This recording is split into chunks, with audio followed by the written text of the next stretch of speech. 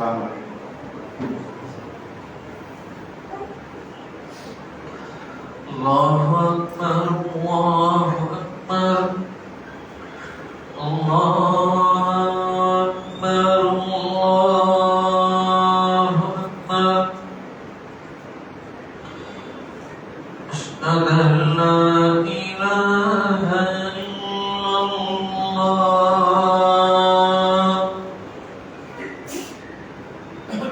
அஷ்ஹது அன் லா இலாஹ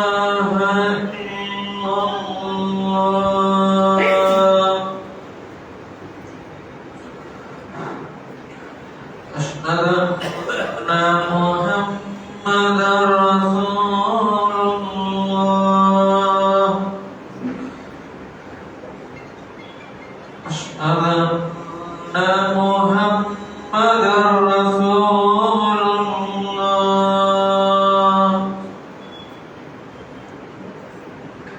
حي على الصلاة، حي على الصلاة، حي على الفلاح، حي على الفلاح.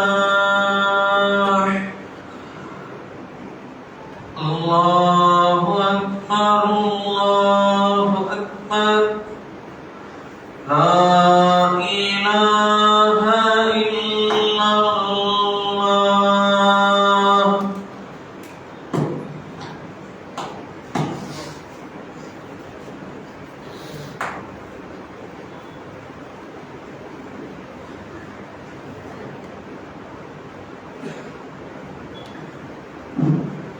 إن الحمد لله نحمده ونستعينه ونستغفره ونعوذ بالله من شرور أنفسنا ومن سيئات أعمالنا.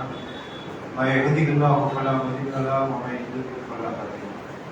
أشهد أن لا إله إلا الله وحده لا شريك له وأشهد أن محمدا عبده ورسوله. أما بعد قال الله تعالى في القرآن العظيم والفرقان المجيد. أعوذ بالله من الشيطان الرجيم.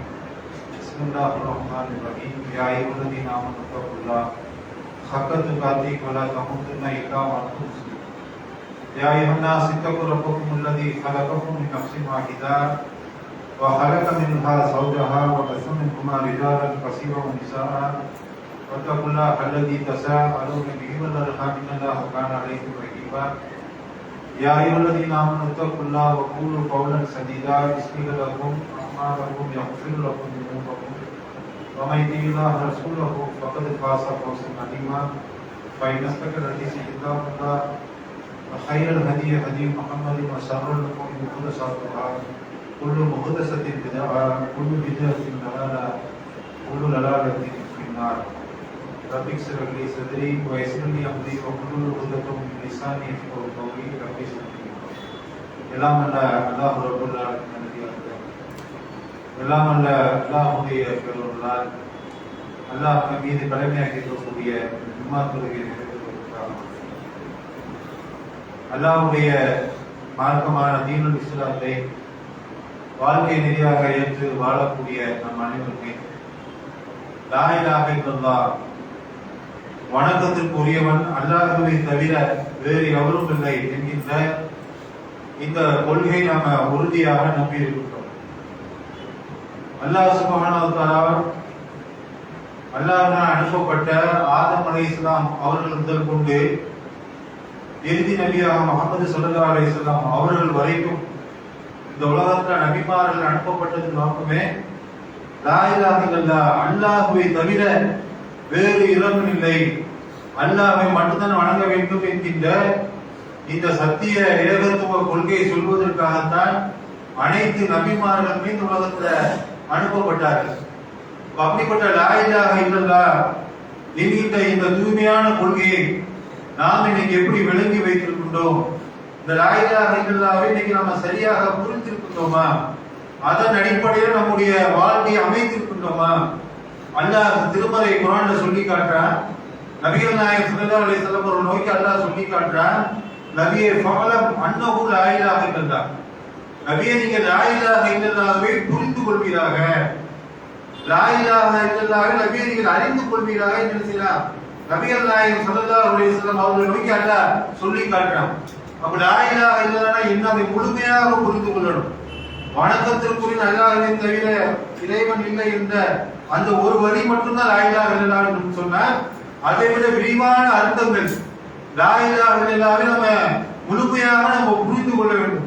இன்னைக்கு லா இலாஹ இல்லல்லாஹ்வை நீ முஸ்லிம்கள் முழுமையாக புரிந்து கொண்டிருந்தால், அதை முழுமையாக விலகி இருந்தால், இன்னைக்கு சமுதாயத்துல தர்கா நீங்க உருவாகி இருப்பார். இன்னைக்கு தர்கா வழிபாடு உருவானது நோக்கம் என்ன? லா இலாஹ இல்லல்லாஹ்வை முஸ்லிம்கள் சரியாக விளங்கி இருந்தார், இந்த தர்கா வழிபாடு சமுதாயத்துல தோன்றி இருக்குமா? இன்னைக்கு தகடு தட்டு தாயத்து தொங்க விடக்கூடிய பழக்கம் முஸ்லிம் சமுதாய மக்களுக்கு மத்தியில் இருக்குதுன்னு சொன்னால், லா இலாஹ இல்லல்லாஹ்வை புரிந்து கொள்வதற்கு ஏற்பட்ட அந்த கோளாறு காரணமாக இருக்கிறா இல்லையா? அப்ப அதனால அல்லாஹ் சொல்லி காட்ட, இந்த லா இலாஹ இல்லல்லாஹ் நபியை நீங்கள் புரிந்து கொள்ளுங்க என்று அல்லாஹ் திருமறை குர்ஆன்ல சொல்லி காட்டுவதை நம்ம பார்க்கிறோம். நபிகள் நாயகம் ஸல்லல்லாஹு அலைஹி வஸல்லம் அவர்கள் சொல்லி காட்டுறாங்க, நாம கொண்டிருக்கக்கூடிய இறை நம்பிக்கை இருக்குது, இன்னைக்கு ஈமான் கொண்ட மக்களாக நாம் இருக்கிறோம். ரசூலுல்லாஹ் சொன்னாங்க, இந்த இறை நம்பிக்கை 70க்கும் மேற்பட்ட கிளைகளை கொண்டது, இந்த ஈமானுக்கு 70க்கும் மேற்பட்ட கிளைகள் இருக்கின்றது என்று சொல்லிவிட்டு, ஃபஅஃலலுஹா அவர்கள் சிறந்தது என்று சொன்னா கவுலு லா இலாஹ இல்லல்லாஹ், லா இலாஹ இல்லல்லாஹ் அல்லாஹ்வை தவிர வணக்கத்திற்குரியவர்கள் இறைவன் வேறு எவரும் இல்லை என்பதில் உறுதியாக இருப்பதுதான் ஈமானுடைய அம்சங்கள்ல கிளைகள்ல முதன்மையானது, அதுதான் சிறந்தது நடத்தினான். நபிகள் நாயகம் ஸல்லல்லாஹு அலைஹி வஸல்லம் அவர்கள் சொல்லி காட்டுவதை நம்ம பார்க்கிறோம். அப்ப நம்ம இடத்துல எந்த ஒரு சந்தர்ப்பத்திலையும் இந்த லா இலாஹ இல்லல்லாஹ்வை சமரசம் கொண்டு விடக்கூடாது. நம்மை அறியாமல நம்முடைய வார்த்தைகள்ல கூட நம்முடைய நடவடிக்கைகள்ல கூட சிறுக்கூடிய அந்த சாயல் இணை வைக்கக்கூடிய சாயல் கூட வந்துவிடக்கூடாது என்பதை நபிகள் நாயகம் ஸல்லல்லாஹு அலைஹி வஸல்லம் அவர்கள் பல சந்தர்ப்பங்கள்ல முஸ்லிம்களுக்கு எச்சரிக்கை செய்வதை பார்க்கிறோம். ஆரம்ப காலகட்டத்துல சஹாபாக்களுக்கு மத்தியில் வழக்கம் வந்தது, என்ன செய்வாங்கன்னு சொன்னா, காபாவின் மீது சத்தியமாக ஒரு விஷயத்தின் மீது சத்தியம் செய்யாத காபாவின் மீது சத்தியம் என்ன செய்வாங்க, காபாவின் மீது சத்தியம் செய்யக்கூடிய வழக்கம் இருந்தது. அப்புறம் யூதன் வந்து ரசூலுல்லாஹ் சொன்னான், ஒரு யூதர் வந்து நபிகள் நாயகம் ஸல்லல்லாஹு அலைஹி வஸல்லம் அவர்கிட்ட சொல்றாங்க, முஹம்மதே நீங்க அல்லாஹ்வுக்கு இணை கற்பிக்கிறீங்களே, எப்படி முஸ்லிமாக இருந்து கொண்டு அல்லாஹ்வுக்கு நீங்க இணை கற்பிக்கிறீங்களே என்ன செய்யறாங்க? ஒரு யூதன் வந்து ரசூலுல்லாஹ்ட்ட முறையிடுறான். உடனே நபிகள் நாயகம் ஸல்லல்லாஹு அலைஹி வஸல்லம் நாங்க எப்ப அல்லாஹ்வுக்கு இணை கற்பித்தோம் என்று கேட்கும்போது, உங்களுடைய மக்கள் காபாவின் மீது சத்தியமாக என்ன செய்யறாங்க சொல்றாங்க, இணை கற்பித்தல் இல்லையா, அல்லாஹ்வை விடுத்து விட்டு அல்லாஹ் அல்லாத மற்றவர்கள் மீது சத்தியம் போடுறீங்களே, இது இணை கற்பித்தல் தானே என்று சொன்ன உடனே நபிகள் நாயகம் ஸல்லல்லாஹு அலைஹி வஸல்லம் உடனே என்ன செய்யறாங்க, அது சரிதான், சொல்லி காட்டக்கூடிய சரிதான் என்று சொல்லிவிட்டு சஹாபாக்களுக்கு உத்தரவு போடுறாங்க, இனிமேல் காபாவின் மீது சத்தியம் என்று சொல்லக்கூடாது, காபாவின் இறைவன் மீது சத்தியமாக அல்லாஹ்வின் மீது என்ன செய்யணும், சத்தியம் செய்ய வேண்டும் என்பதை என்ன செய்யறாங்க, நபிகள் நாயகம் ஸல்லல்லாஹு அலைஹி வஸல்லம் அவர்கள் நபி தோழருக்கு மத்தியில் சொல்றாங்க. சொல்லிவிட்டு நீ யாராவது லாத்தின் மீது சத்தியமாக உஸாவின் மீது அன்றைய காலத்துல வணக்கம் இருந்துச்சு, லாத் என்ற சிலையை வணங்கக்கூடியவர்களாக இருந்தாங்க, உஸா என்ற சிலைகளை வணங்கக்கூடியவர்களாக இருந்தாங்க. அப்புறம் ரசூலுல்லாஹ் சொல்றாங்க, லாத் உஸாவின் மீது நீ யார் சத்தியம் செய்கிறார்களோ அவர்கள் லா இலாஹ இல்லல்லாஹ் என்று சொல்லி தன்னுடைய ஈமானை புதுப்பித்துக் கொள்ளட்டும். அல்லாஹ் அல்லாஹ்வுக்கு மீது சத்தியம் போடுறதே ஒரு இணை கற்பித்தல் என்பதை என்ன செய்றாங்க, நபிகள் நாயகம் ஸல்லல்லாஹு அலைஹி வஸல்லம் அவர்கள் சொல்லி காட்டுறாங்க. நம்முடைய வார்த்தைகளை கூட இணை வைக்கக்கூடிய அந்த சாயல் வந்துடக்கூடாது. இன்னைக்கு நம்மிடத்துல அந்த வழக்கம் பல மக்கள் இருக்குதா இல்லையா, குர்ஆனின் மீது சத்தியமாக காபாவின் மீது சத்தியமாக நீங்க நிறைய முஸ்லிம் வழக்கங்களை வச்சிருக்காங்க, ஏதாவது ஒண்ணு செய்ய மாட்டேன்னு சொன்னா குர்ஆன் மேல சத்தியமா செய்ய மாட்டேன், அல்லது எங்க அம்மா மேல சத்தியமா என்ன செய்வாங்க, சத்தியம் போடக்கூடிய காட்சிகளை பார்க்கிறோம். அப்ப நபிகள் நாயகம் ஸல்லல்லாஹு அலைஹி வஸல்லம் அவர்கள் சொல்றாங்க, யார் லாத் உஸாவின் மீது சத்தியம் போடுறாங்களோ அவங்க லா இலாஹ இல்லல்லாஹ் என்று அவர்கள் சொல்லிக் கொள்ளட்டும், அது இணை கற்பித்தல் என்பதை என்ன செய்யறாங்க, நபிகள் நாயகம் ஸல்லல்லாஹு அலைஹி வஸல்லம் அவர்கள் சொல்லி காட்டுவதை பார்க்கலாம். இப்படி நம்முடைய பேச்சுக்கள்ல நம்முடைய நடவடிக்கைகள் கூட இணை கற்பித்தல் என்ன செஞ்சிடக்கூடாது, அந்த பாவத்தை ஒரு முஸ்லிம் செய்து விடக்கூடாது. எந்த ஒரு சந்தர்ப்பமாக இருந்தாலும் சரி, ஒரு நபித்தோழர் நபிகள் நாயகம் ஸல்லல்லாஹு அலைஹி வஸல்லம் அவர்களுக்கு வராங்க, அல்லாஹ்வுடைய தூதரே நான் வந்து புவானா என்கிற ஒரு இடத்துல அல்லாஹ்வுக்காக ஒட்டகத்தை அறுத்து நான் பலியிடுமாறு நேர்ச்சி செய்திருக்கிறேன். நான் ஒட்டகத்தை பலியிடலாம அல்லாஹ்வுக்காக தான் ஒரு ஒட்டகத்தை அறுப்பதற்கு நேர்ச்சி செஞ்சிருக்கிறேன். நான் அந்த இடத்துல நான் என்ன செய்யலாமா பலியிடலாமா என்று கேட்கிறார். அப்ப நபிகள் நாயகம் ஸல்லல்லாஹு அலைஹி வஸல்லம் கேட்கிறாங்க, நீ அல்லாஹ்வுக்காக தான் நீ பலியிட போற, ஆனா நீ சொல்லக்கூடிய அந்த இடத்துல பிற மதங்களுடைய ஆலயங்கள் இருக்குதா, கிறிஸ்தவ ஆலயங்கள் ரசூலுல்லாஹ் கேட்கிறாங்க. இல்ல அல்லாஹ்வுடைய அந்த இடத்துல இல்ல. பிற மதங்களுடைய திருவிழாக்கள் நடைபெறக்கூடிய இடமாக அந்த இடம் இருக்குதா என்று ரசூலுல்லாஹ் கேட்கிறாங்க. இல்ல அல்லாஹ்வுடைய அந்த இடத்துல பிற மதங்களுடைய வழிபாட்டு தலங்களும் கிடையாது, பிற மதங்களுடைய திருவிழாக்கள் நடைபெறக்கூடிய இடமாகவும் அது இல்லை என்று சொன்ன உடனே அப்ப நபிகள் நாயகம் ஸல்லல்லாஹு அலைஹி வஸல்லம் அவர்கள் என்ன செய்யறாங்க, அந்த சஹாபிக்கு என்ன செய்யறாங்க, அனுமதி கொடுக்குறாங்க. எதனால சொன்னா, நீ அந்த இடத்துல பலி கொடுத்தா என்று சொன்னா பிற மத ஆலயங்கள் இருக்கக்கூடிய இடத்துல ஒட்டகத்தை அறுத்து பலித்தா என்று சொன்னால் பார்க்கக்கூடிய மக்கள் என்ன நினைப்பாங்க, அந்த கடவுளுக்காக தான், இந்த நாட்டுக்காக தான், இந்த உஷாவுக்காக தான் இதை அறுத்து பலியிடுறாங்க என்று செய்வாங்க பிற மக்கள் நினைப்பார்கள் என்பதற்காக செய்வாங்க. நபிகள் நாயகம் ஸல்லல்லாஹு அலைஹி வஸல்லம் அவர்கள் பிற மத ஆலயங்கள் இருக்கக்கூடிய இடத்துல நீ பலியிடுறதா அல்லாஹ்வுக்கு இணை வைத்த பிற மக்கள் அந்த கடவுளுக்காக என்ன செய்வாங்க, பலியிடுவார் நினைத்துக் கொள்வார் செய்வாங்க. நபிகள் நாயகம் ஸல்லல்லாஹு அலைஹி வஸல்லம் அவர்கள் சொல்லி காட்டுறாங்க. இன்னைக்கு தர்காக்கள்ல போய் நேர்ச்சி செய்து கொண்டு தர்காக்களுக்கு ஆடு இருக்கிறாங்களா இல்லையா, தர்காக்கள் ஆடு இருப்பது கோழி இருப்பது நீங்க நம்முடைய சமுதாய மக்கள் செய்து கொண்டிருக்க அல்லாஹ்வுக்கு பகிரங்கமான இணை வைத்தல் சிற்கு. ரசூலுல்லாஹ் பிற மத கடவுள் இருக்கக்கூடிய ஆலயத்துக்கு முன்னாடி அறுக்கிறாங்க. நீ அல்லாஹ்வுக்காக அறுத்தாலும் பிற மக்கள் பார்க்கும்போது அந்த தெய்வங்களுக்காக அறுத்தல் என்று நினைத்து விடுவார் என்பது கூட செய்வாங்க. நபிகள் நாயகம் ஸல்லல்லாஹு அலைஹி வஸல்லம் அவர்கள் தடை செய்வதை பார்க்கிறோம். அப்ப நம்ம என்ன செஞ்சக்கூடாது, எந்த ஒரு சந்தர்ப்பத்திலையும் நம்முடைய பேச்சுக்களையோ நம்முடைய நடவடிக்கைகளையோ இணைய வைக்கக்கூடிய சாயலை கொடுத்துடக்கூடாது. இறுதி காலகட்டம், இறுதி மூச்சு இருக்கிற வரைக்கும் லா இலாஹ இல்லல்லாஹ் அல்லாஹ்வை தவிர வேறு எவரையும் வணங்க மாட்டோம் என்கின்ற அந்த கொள்கையில நாம உறுதியா இருக்கணும். அதுக்காக அல்லாஹ்விடத்துல பிரார்த்தனை செய்யணும். நபி ஸல்லல்லாஹு அலைஹி வஸல்லம் அவர்களிடத்துல அவங்களுடைய மனைவி உம்மு சலமா அவங்க வந்து கேட்கறாங்க, அவங்க நினைச்சாங்க அபிசீனிய நாட்டுல ஒரு காட்சியை பாக்குறாங்க. அங்க வந்து மரியா என்று சொல்லக்கூடிய ஒரு கிறிஸ்தவ ஆலயத்தை அவங்க பார்க்கிறாங்க. அங்க என்ன செய்யப்பட்டிருக்குன்னு சொன்ன பிற மதத்துடைய அந்த கடவுளுடைய முக்கியமான நபர்களுடைய புகைப்படம் எல்லாம் வரையப்பட்டு அது வணங்கப்படக்கூடிய இடமாக மாற்றப்பட்டிருக்கிறது.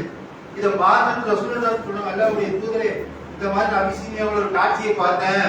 அங்கே கிறிஸ்தவ ஆலயத்துல பல பேருடைய புகைப்படங்கள் வரையப்பட்டு அது வணக்கஸ்தலங்களாக மாற்றப்பட்டு அங்க மக்கள் வணங்கி கொண்டிருக்கிறார்கள் என்று சொன்ன ரசூலுல்லாஹ்வுடைய வார்த்தை என்ன, ரசூலுல்லாஹ் எந்த அளவுக்கு சொன்னாங்கன்னா, அந்த மக்கள் எப்படிப்பட்டவர் என்று சொன்னால் அவர்களுடைய ஒரு நல்ல மனிதர், ஒரு நல்ல அடியார் மரணித்து விட்டால் என்ன செய்வாங்க, அவர்களுடைய அந்த புதைக்கப்பட்ட இடத்துல ஒரு ஆலயத்தை கட்டி எழுப்பி அவர்களுடைய புகைப்படத்தை வரைந்து செய்வாங்க, அவர்களை வணங்கக்கூடியவர்களாக மாற்றி விடுவார்கள் என்று சொல்லிவிட்டு ரசூலுல்லாஹ் ஸல்லல்லாஹு அலைஹி வஸல்லம் ஹல்கி இந்தல்லாஹி யௌமல் கியாமத்தி, மறுமை நாள் அல்லாஹ்வுடைய முன்னிலையில மறுமை நாள் கியாமத் நாள் இருக்கிற கியாமத் நாள்ல படைப்பினங்களே மிக மோசமானவர்கள், மிக கேடுகட்டவர்கள் யாரு சொன்னா இத்தகைய மக்கள் தான்.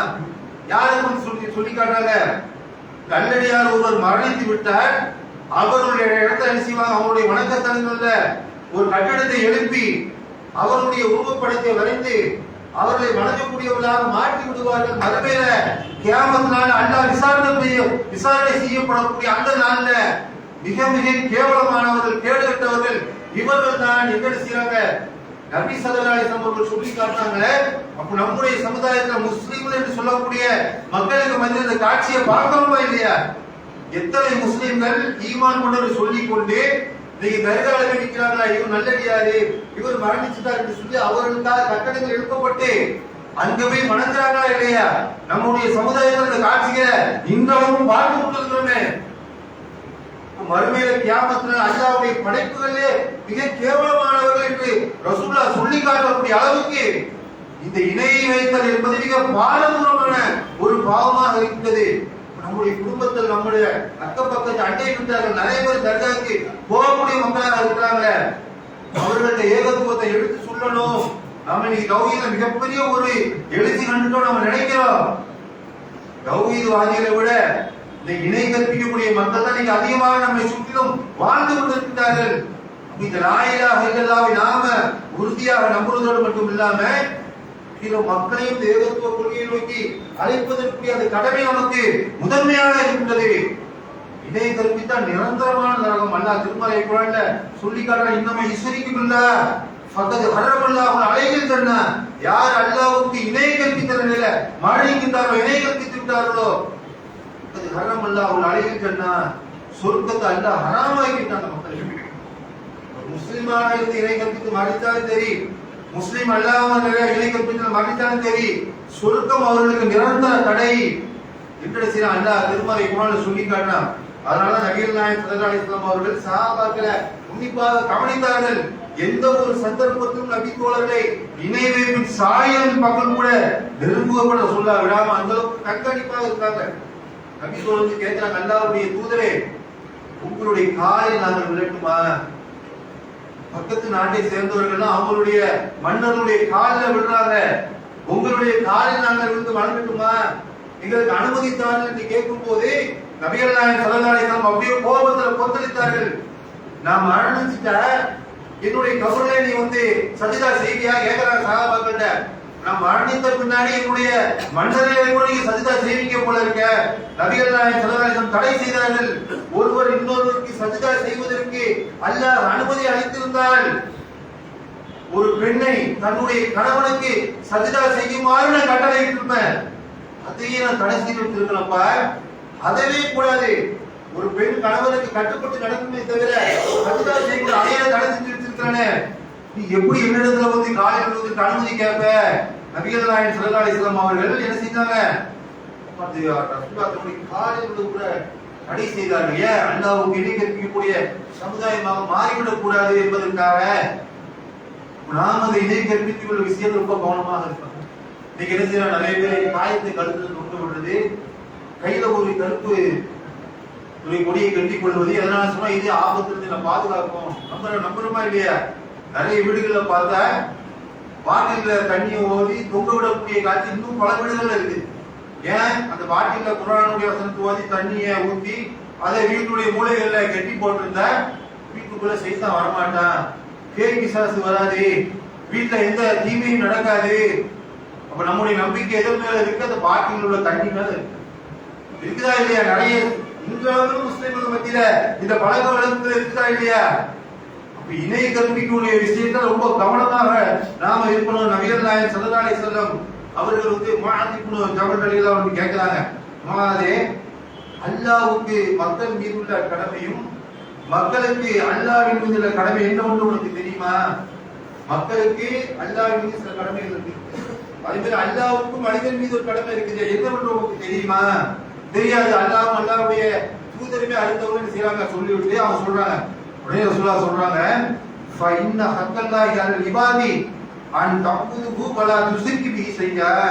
ஒரு அடியானுக்கு, ஒரு மனிதனுக்கு அல்லாஹ்வின் மீது உள்ள கடமை என்ன? அல்லாஹ்வை இணை கற்பிக்காமல் அவனை வணங்குவதாகும்.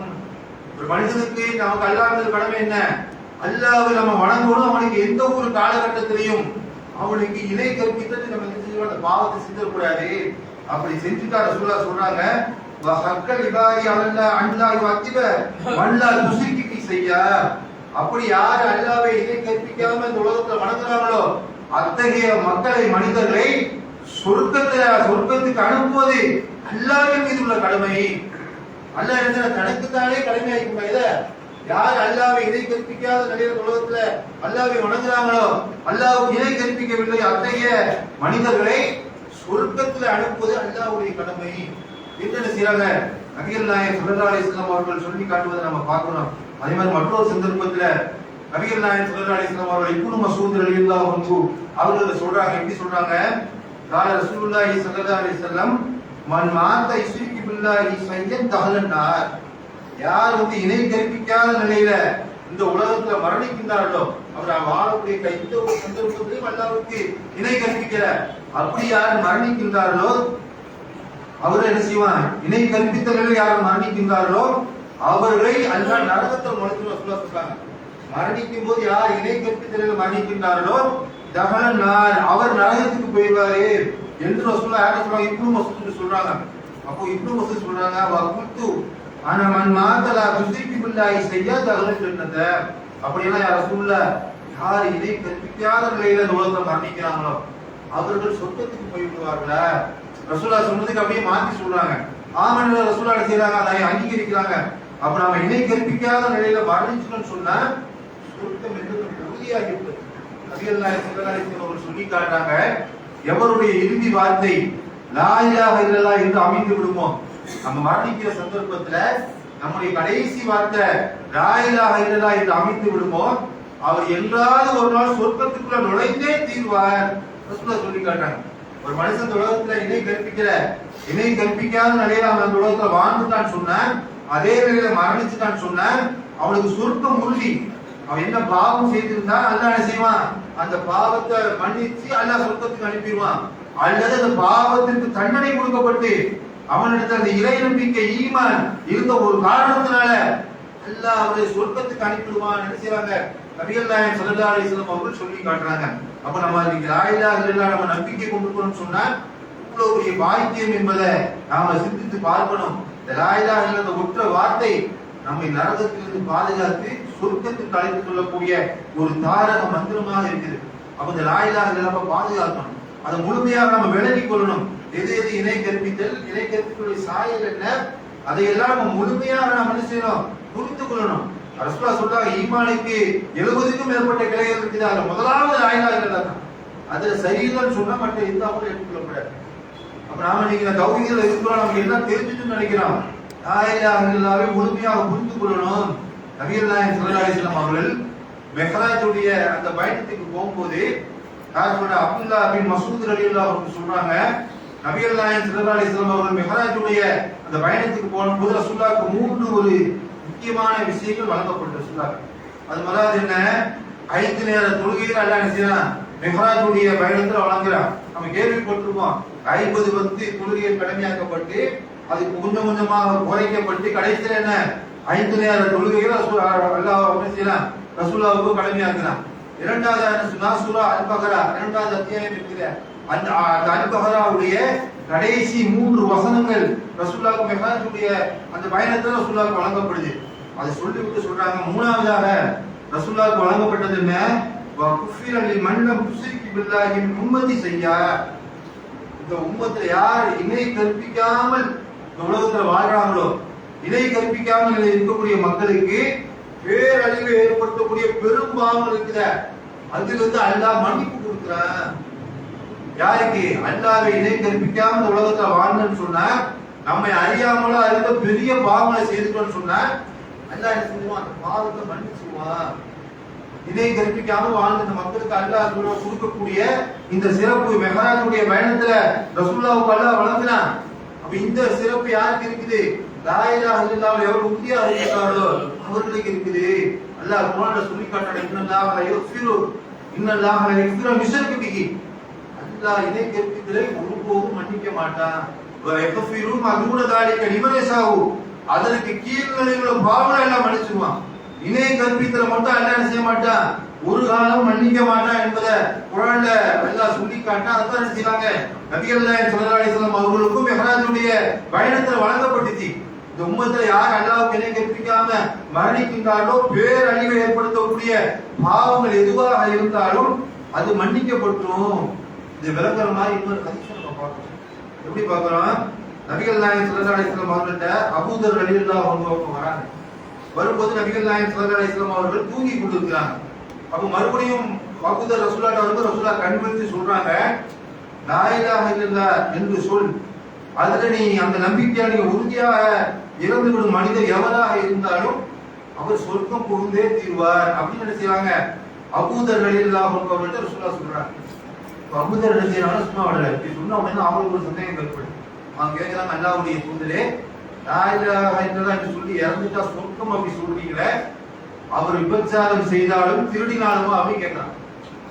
உடனே நபிகள் நாயகம் ஸல்லல்லாஹு அலைஹி வஸல்லம், ஆமா, அவர் விபச்சாரம் செய்திருந்தாலும் சரி, அவர் திருடி இருந்தாலும் சரி, அவர் சொர்க்கத்தில் நுழைவிக்கப்படுவார். அந்த சஹாபி விட மறுபடியும் கேட்கிறாங்க, அல்லாஹ்வுடைய தூதரே என்ன சொல்றீங்க? அவர் விபச்சாரம் செய்தாலும் திருடினாலுமா? ரசூலுல்லாஹ் மறுபடியும் சொன்னாங்க, விபச்சாரம் செய்தாலும் திருடினாலும் தான்.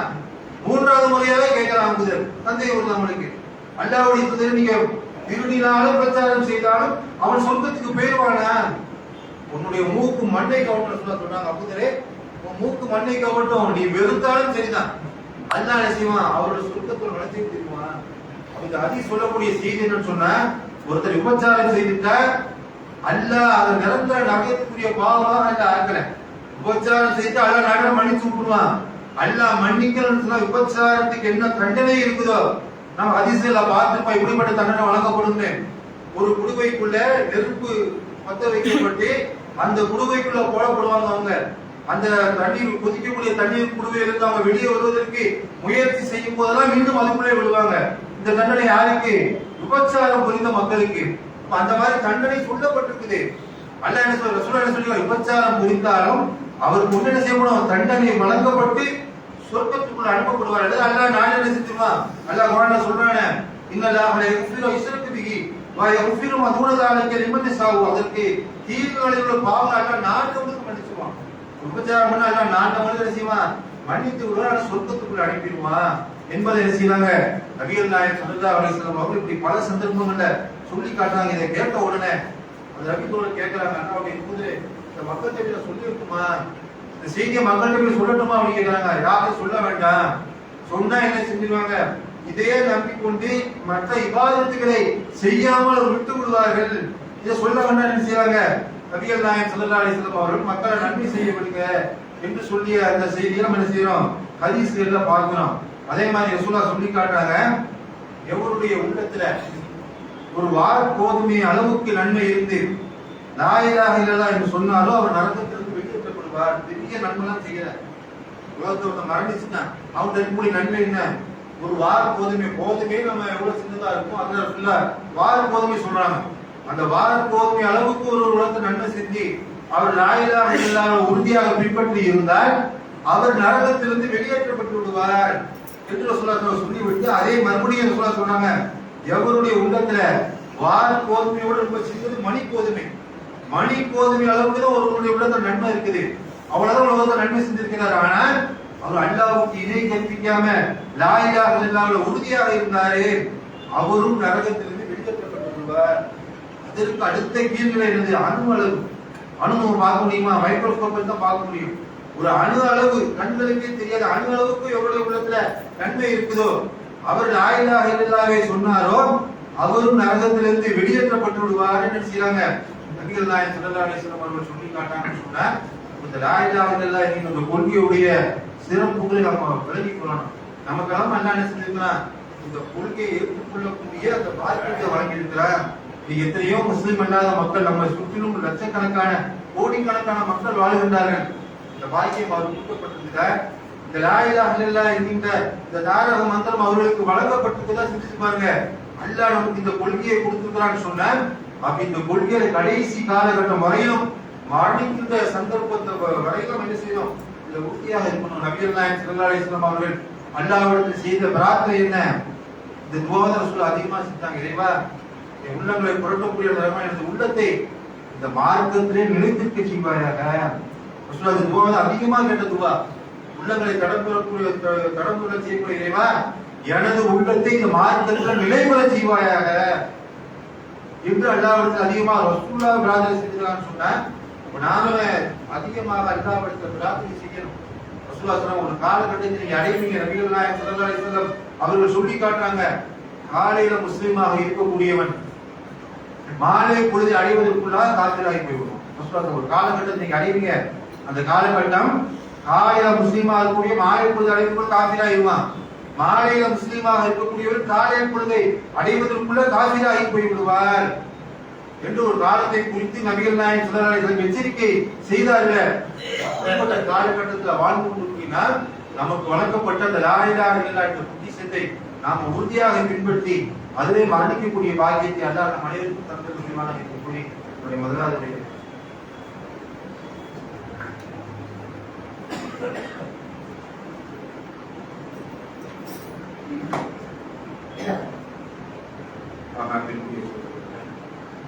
அல்லாஹ் சுப்ஹானஹு வ தஆலா நமக்கு தந்திருக்கக்கூடிய இந்த ஏகத்துவ கொள்கை என்பது அல்லாஹ் நமக்கு வழங்கியிருக்கக்கூடிய மிகப்பெரிய ஒரு அருட்படை, மிகப்பெரிய ஒரு பாக்கியம். நம்முடைய பாவங்கள் மன்னிக்கப்படுவதற்கு இந்த ஏகத்துவ கொள்கையை போதுமானதான நபிகள் நாயகம் ஸல்லல்லாஹு அலைஹி வஸல்லம் அவர்கள் சொல்லி காட்டான், மறுமை நாள்ல ஒரு அடியான் அல்லாஹ்விடத்துல வருவான். எப்படி வருவான்னு சொன்னா, இந்த பூமி நிறைய, பூமி எவ்வளவு பெருசா இருக்கு, பூமி நிறைய பாவத்தோடு அல்லாஹ்வை சந்திப்பான். அவ்வளவு பாவம் அல்லாஹ்வை அவன் சந்திப்பான். அப்போ அல்லாஹ் அவனை பார்த்து சொல்லுவானா மறுமை நாள்ல, ஆதமுடைய மகனே, நீ பூமி நிறைய பாவத்தோடு என்னோட வந்திருக்கிறாய். சாதாரண பாவத்தை வரல, பூமி நிறைய பாவத்தோடு என்னோட வந்திருக்கிறாய். நீ எனக்கு எந்த ஒன்றையும் உலகத்துல இணை கற்பிக்கல.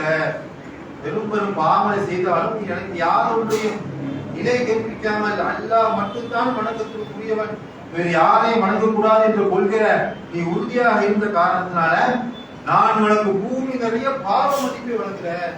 நீ பூமி நிறைய பாவத்தோடு வந்திருக்கிற, நான் உனக்கு பூமி நிறைய மன்னிப்பை தரேன் என்று சொல்லி அவனுடைய பாவங்கள் மன்னிக்கப்பட்டு அவனை அல்லாஹ் சொர்க்கத்திற்கு அனுப்பி விடுவான் என்பது என்ன செய்யறாங்க நபிகள் நாயகம் ஸல்லல்லாஹு அலைஹி வஸல்லம் அவர்கள் சொல்லக்கூடிய செய்தி அஹ்மத் என்ற ஹதீஸ் கிதாபில் இடம்பெறுவதை பார்க்கிறோம். அப்ப நம்முடைய பாவங்கள் மன்னிக்கப்படுவதற்கான இந்த கொள்கை, இந்த ஏகத்துவ கொள்கை. அப்ப இந்த கொள்கையை பின்பற்றி வாழக்கூடிய நாம இதுல உறுதியாக இருந்து இந்த லா இலாஹ இல்லல்லாஹ்வை முழுமையாக நாம் புரிந்து கொண்டு இணை வைக்கக்கூடிய சாயல்கள் நம் மீது விழாம என்ன செய்யணும், ஏகத்துவவாதியாக மரணிக்கக்கூடிய பாக்கியத்தை, மறுமையில வெற்றி அடையக்கூடிய பாக்கியத்தை அல்லாஹ் நம் அனைவருக்கும் தந்தல் புரிவாராக இருக்கக்கூடிய இந்த ஜும்மாவை நிறைவு அஸ்ஸலாமு அலைக்கும் வரஹ்மத்துல்லாஹி